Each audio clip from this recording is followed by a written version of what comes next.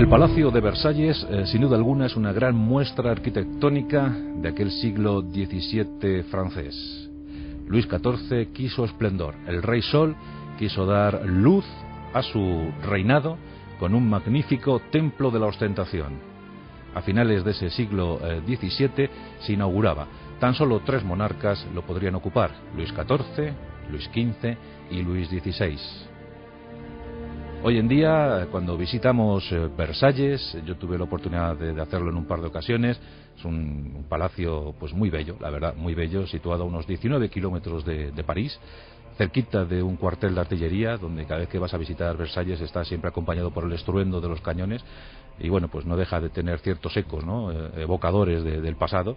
Pero lo primero que llama la atención al visitante, al turista, es que Versalles está prácticamente vacío en su interior, no hay apenas nada. Eso sí, se han reconstruido los jardines, hay alguna orquestina que interpreta música de aquella época, pero por dentro no hay nada, y la gente pregunta, bueno, ¿y dónde están los muebles? ¿Dónde está la cama de María Antonieta? ¿Dónde están las cosas, los tapices? Y dice, fue todo arrasado en aquel fatídico momento, dicen algunos, de la revolución, donde las turbas se adueñaron de las calles parisinas, donde las pescaderas cogieron sus cuchillos y se plantaron en Versalles dispuestas a desmembrar a la propia María Antonieta, y desde luego los muebles, los enseres palaciegos fueron transportados a una mejor vida. Bueno, pues Versalles queda como majestuoso ejemplo del esplendor de los Luises. Y aquel Luis XVI, sin duda alguna, nunca pudo sospechar, cuando se casó en 1770 con la austriaca María Antonieta, que su futuro iba a estar bajo una guillotina.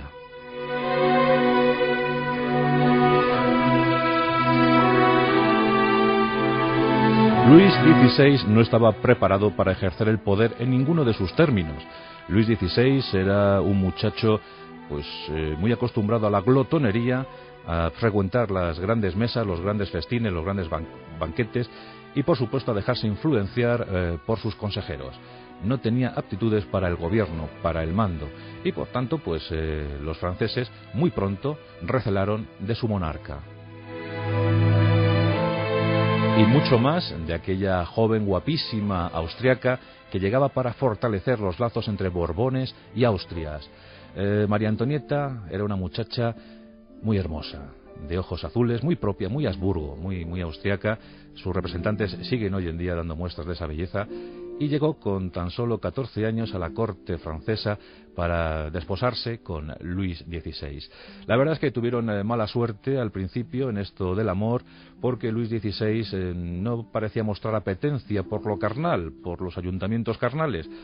Y es que más tarde se supo que cada vez que este muchacho se excitaba, recordemos que se casaron con 14 años ella, 15 años él, 1770, pues después se supo, como os decía, que cada vez que se excitaba tenía un terrible dolor en su miembro viril.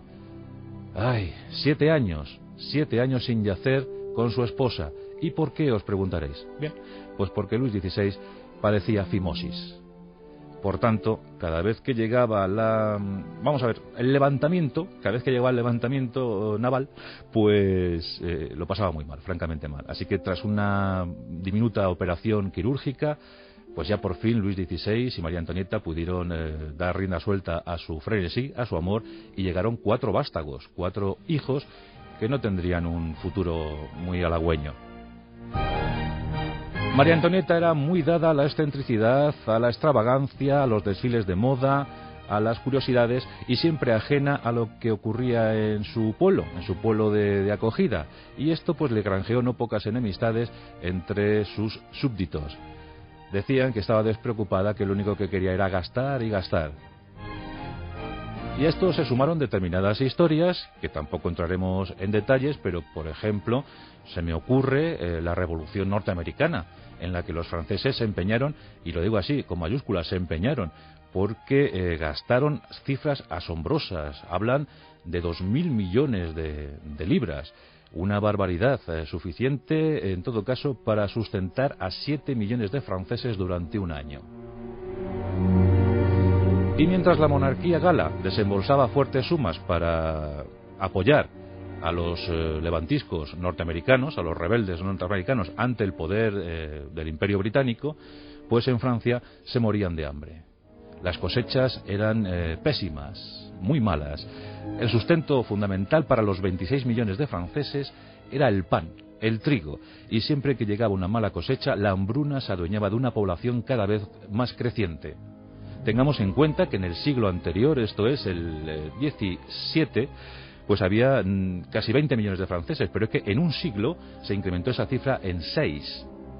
Por tanto, la situación era insostenible, era pues prácticamente el país más poblado de Europa. Pero eso también le daba alguna ventaja, como por ejemplo la militar. Eso le permitía mantener fuertes ejércitos, mejores que los de sus vecinos. Pero la hambruna terminó por debilitar en exceso la monarquía francesa. Y finalmente, gente ilustre que había nacido en la década de los 50 del siglo XVIII, es decir, en plena ilustración, en plena efervescencia de la ilustración, de la enciclopedia, aquella enciclopedia que había apoyado Madame Pompadour, ¿verdad? Bueno, pues gente como Maximilien Robespierre o Joseph Fouché o Jean-Paul Marat, pues fueron gestando todas las ideologías revolucionarias.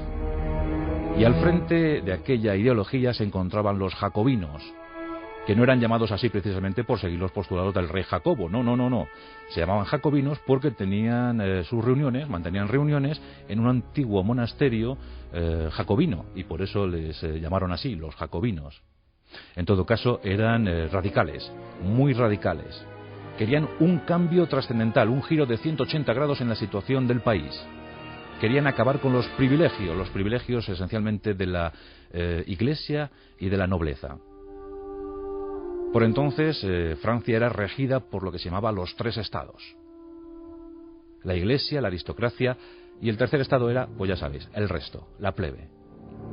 Por supuesto, los dos anteriores eran muchísimo más poderosos que el de la plebe. Pero claro, hay que decir que había una descompensación brutal, porque en los estados de iglesia y aristocracia se concentraba tan solo el 3% de la población que manejaba todo el presupuesto, prácticamente todo el presupuesto nacional, toda la riqueza nacional. Estamos hablando de 800.000 personas frente a 25 millones. Esto estaba claro que tarde o temprano acabaría en estallido social, y de hecho así fue.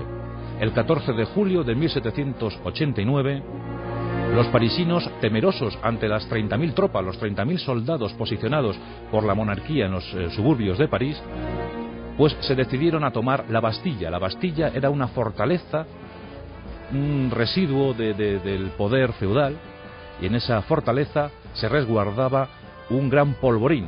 Ahí se encontraba la pólvora necesaria para abastecer los 28.000 fusiles, los 28.000 mosquetes que los parisinos habían robado de las armerías de la ciudad. Esa pólvora era necesaria, y los franceses, los parisinos con furia, se lanzaron a la toma de la Bastilla.